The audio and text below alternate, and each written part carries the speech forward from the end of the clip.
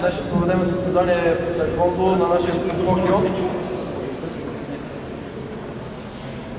Проведем състезание на нашия клуб по таеквондо Бохион, което е само за нашия клуб и в което вие ще покажете вашите научени умения за цялата година и ще ги покажете в дисциплините, в които сте записани предварително.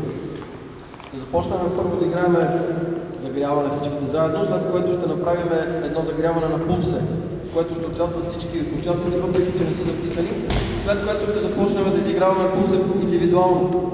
Тези, които са записани на пулсе, ще останат, а другите хора, които не участват на пулсе, ще бъдат страни на бърз ритник, които са записани на бърз ритник, ето там на таблицата.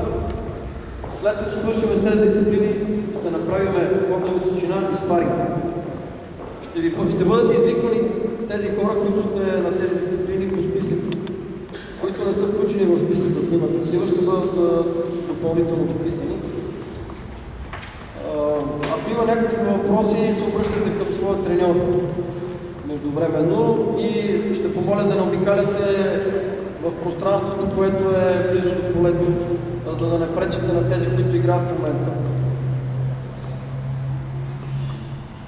Обявявам открито състезанието за днес и пожелавам успех на всички участници.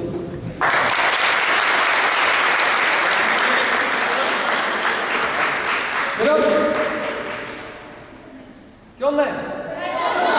Вперед! Вперед! Кьонне!